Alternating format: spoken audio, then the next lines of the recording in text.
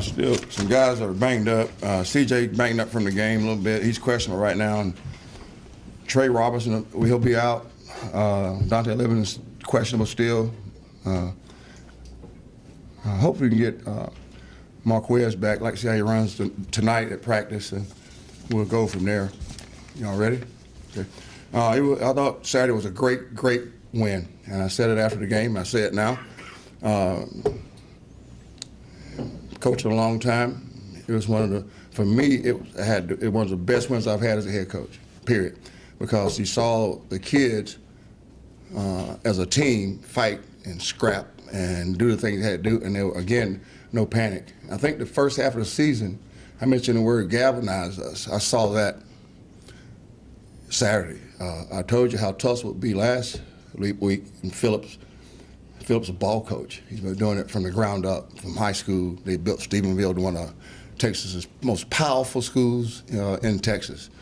And then you saw him go to Houston with Art, and then Baylor with Art, and they built both programs, took him to another level. So Bill Young and Brian Norwood, I coached with Brian at Texas Tech, and Tiffany came down, so she and Erlene got a chance to hang out a little bit, but Brian's a ball coach. I got a lot of the zone blitz thought process, coverage-wise, from Brian Norwood. He was at Penn State and just a really good coach. But anyway, they got a good program. Great team win, and wins are hard. I enjoyed this win as much as any as a head coach. And I thought each week we talk about the team staying dedicated to the vision and to the mission. And again, you saw that. We saw that. We always talk about playing the next play. We talked a lot about competitive plays this year, and I think that's when you see it. You saw it Saturday. You really have to see it each week. But like the first drive, I'll give you an example of playing the next play. Tulsa did a good job moving the ball. Defense stayed patient, worked, and then the coverage was, the pick by Josh was great call by Rick, but great execution by Josh against Phillip, their coach. And this offense with an experienced quarterback, you have to change coverages, but not just change it, but execute it. And even though they had moved the ball, the kids didn't panic, and then Josh did exactly what he had worked on. Good pick, and then he turned back into a running back. Josh was a running back out of high school. Now, I love seeing him run with the football. He is trying to get to the end zone each one, and he got his first pick six. And as you go back and watch it, you'll see how his running back skills came to play. And proud of Josh. He came on the sideline. He says, "I'm tired, coach." I said, "Yeah, I know you're tired. You get ready to get your tail back in there." So that didn't last long. So, but proud of Josh, and I thought that gave us some momentum. I thought offense did a really good job of managing the game. I thought, again, our receivers, talked to them about making a competitive play. I thought they did that. I thought we did a really good job of that and playing together as a team. Defensively, got off the field on 3rd and 4th downs. I like the way we wanted to go in the game to control the run and affect the quarterback. Dane's an experienced quarterback. I really like that kid too. But you have blitzes, sacks are hard. Everybody talks about sacks. Sacks are hard. But pressures and hurries count for us and for me just as much. And we knew we had to affect an experienced quarterback like Dane with coverage change and blitz and blend of all. And again, I thought we ran to the ball, and I thought we tackled well defensively, which you have to do against that team. I think our special teams, again, you talk about team, our coverage units did a really great job of giving our defense great field position. Worth, you look at it, and it's almost like our game. So Worth didn't have a good game. No, that's not true. Worth had 5 punts inside the 20. They had 0 return yards on punts. He had one long of 68, and it was one of his best days in punting. No, not the pretty spirals, blah, blah, blah, blah, but he did a really good job of giving our defense field position. That's how I look at it, and that's how I hope y'all look at it, but I'm teaching you now. Our kickoff team, again, Caleb, the young freshman, did a good job. We got 3 touchbacks, but great coverage by our units. We got our defense units. Our return team, we wasn't very happy about that, but we know we can do better with that, and that was a big emphasis last night. So Davis Plowman coming in, giving us 3 field goals, very proud of Davis. Again, great win, team win. I was very happy about that. I think the 6 games at Florida, at Navy, at BYU, tough tests, and how we handled those, and I thought it came into play. Each team progresses differently. Each team grows differently, and I like the way we're going. And I love this team. I'm looking forward to the preparation tonight. We have to go at night, changing around a little bit, give our guys, our coaches a little more time for strategy. So we'll go at night, 6 to 9:50, and tomorrow will be normal. Wednesday will be a little different, but the kids are ready to handle it, and this is something we didn't think about. I was asked last week about, so we've been planning our schedule, each schedule during the summer. That's what BT and I do, and now we put it into play this week. Then we'll make adjustments yesterday. So, questions? Temple in the past has had a really good defense. It seems like their offense is starting to take to another level. Do you notice that with Oh yeah, I know it last year. PJ was coming along last year, just still learning the position, and he's doing a good job distributing the ball. He's very mobile. He reminds you of the Ward kid from Houston. Matty's done a really good job with this football team, Matt Rule. Matty's a good ball coach. He's got a great staff. Phil Snow and on defense. But PJ's done a good job. He's been around the program. I think Matty's done a great job of preparing him.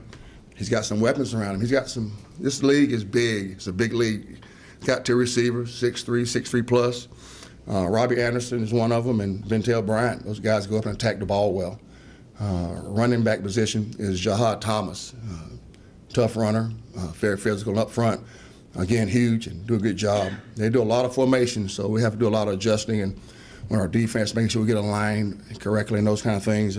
But offensive, you're right, Steve, they've done offense done a great job to complement our defense. Our defense is one of the best in the conference, one of the best in the country. The special team is one of the tops in the country, in our conference, top 3. So, well-rounded football team. They're deservingly so in the top 25.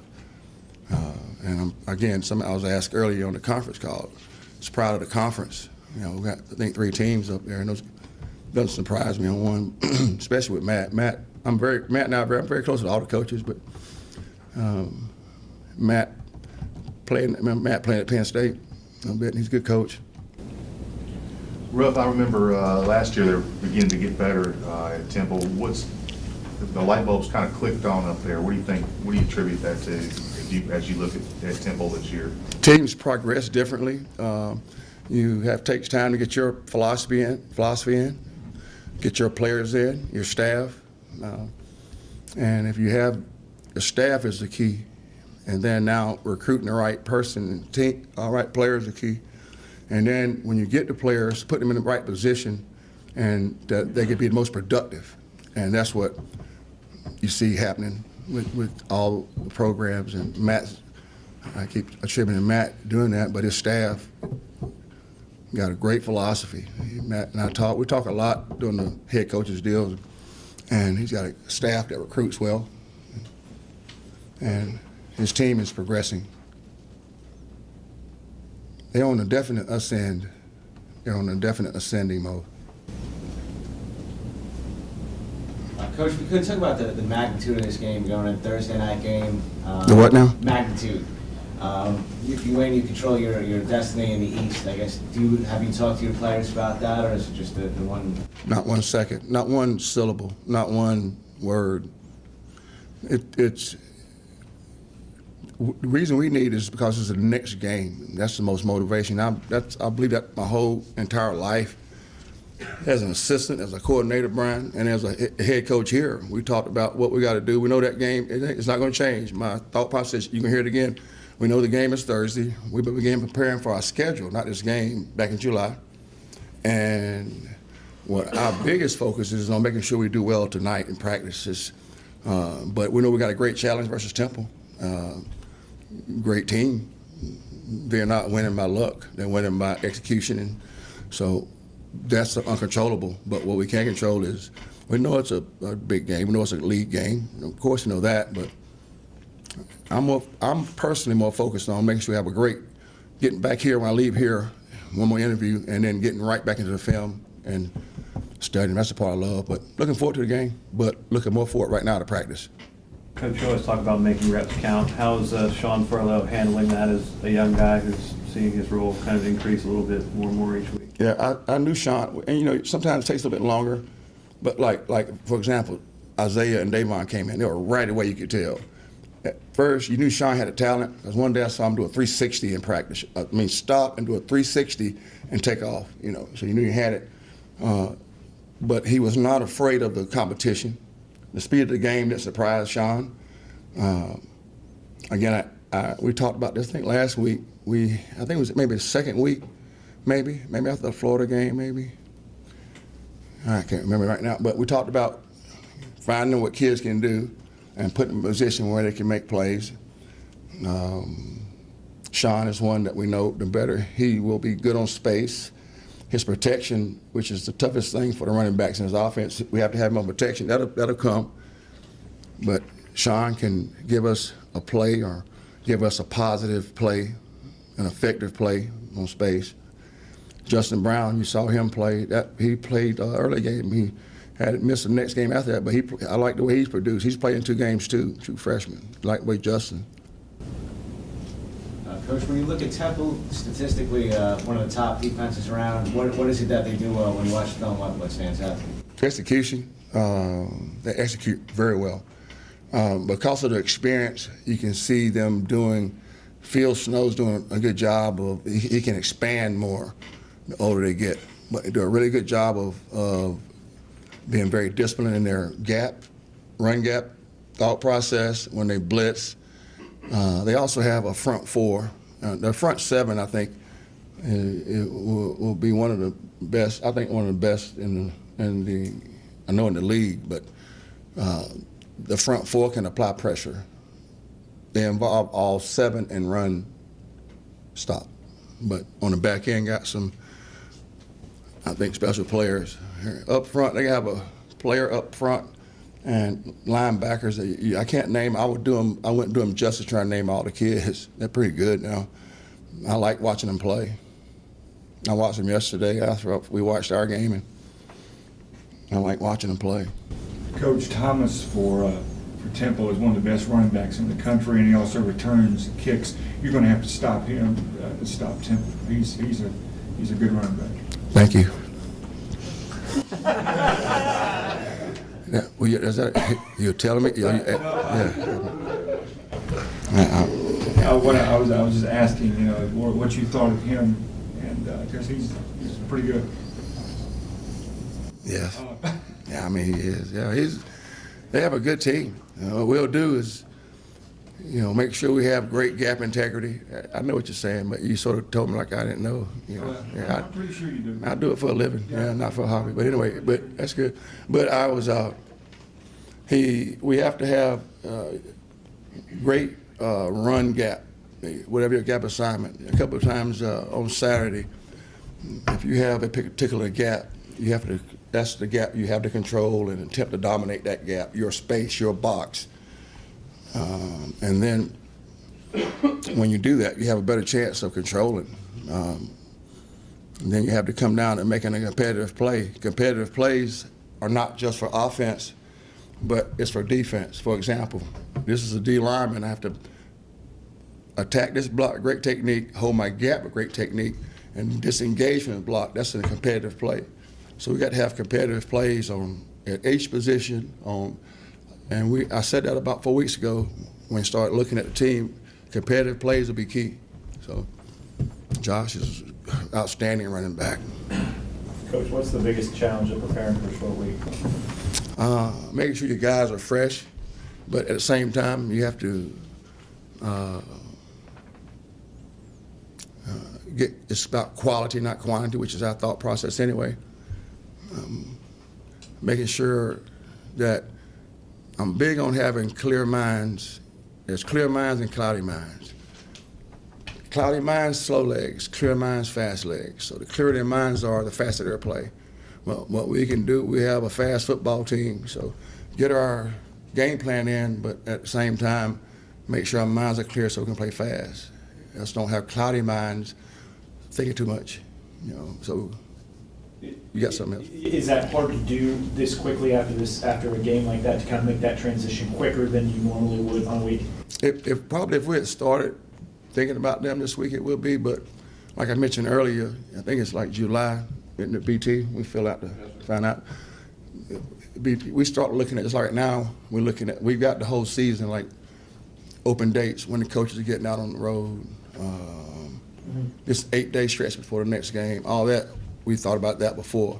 So, and then we tell our team, and at night, that's one of my night lessons. We have night lessons where it's toward the end, where we show the whole picture, and then we break it up into quarters like I talk about, and during them quarters, we tell them each detail. Short week, here's a thought process. We'll try to practice normal on Monday, for example. You have to look at the schedule. We got to practice this time to get the most guys. Can we keep Tuesday normal? Yes.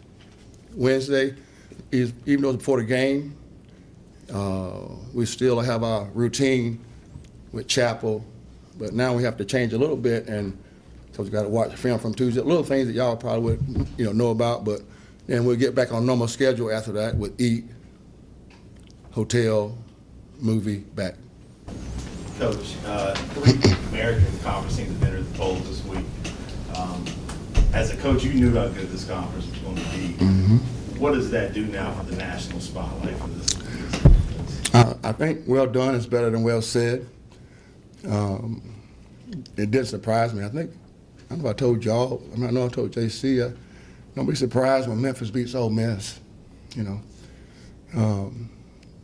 Again, the coaches and the teams, they're deserving, and they've earned it, and when Coach Herman's doing it, Houston, and Matty, and Justin, and they all came up the same way, assistants, coordinators, worked their way up, all come from really good programs, and knew they knew organizational strategy, recruiting, knew that, and that goes through the whole staff. Curtis at Tulane, Willie, doesn't surprise me what he's doing at South Florida, Bobby Yako, none of those guys, they're good ball coaches. Commissioner Resco mentions a lot to us, I know to Coach Comfort, all of our, and y'all know how I feel about segregation of the universities, and he talks about that, and how you fight it is on the field, so let's don't talk about it, let's be about it. Coach, you're a couple of weeks into the 2-quarterback thing. Have you noticed teams defending you any differently, or a trend among the last couple of games that might be different from last year or so, and if so, what is it? Yeah, you have to. As a defensive coordinator, you have to, having defended, you have to prepare differently. And I like the way both kids handle them. I like the way Dave Nickel is teaching those two kids. Those two kids, it's really unique, You think one way is good, or video game way is good. You know what I mean? Some people think that. There's a lot of ways to do it, and the older you get, if you're willing to put your guard down and say, okay, what's some other options? Just like for me, I was trained on, okay, Sunday we practice, Monday off, Tuesday, Wednesday, Thursday, Friday this. I've had to learn that, we can adjust that. That's nothing in the book say you have to do it that way. So at the quarterback position, for us, if those kids get along well, and as a defensive coach, you do have to prepare differently. And now we'll use that to help with the next game plan strategy, because they have to prepare differently. Now, if I tell you what we're doing, I ain't gonna be the smartest guy in the world right now, so I appreciate that. That's a good question, though. Coach, this week's game against Temple is a bit of a role reversal from last year's matchup with them. Do you get the sense from any of your players that this is a revenge game? No, it's a game that's next. I mean, they beat us last year, and it wasn't luck. You know, did a good job. You know, what we try to do, again, I've said it. See, I should know. I talk about getting better. Let's play our best game, our next game, but play our best game, our last game of the year. So Temple's got a really great team, and it proposes a great opportunity, but challenge for us. So I talk more about preparation. You know, like the question,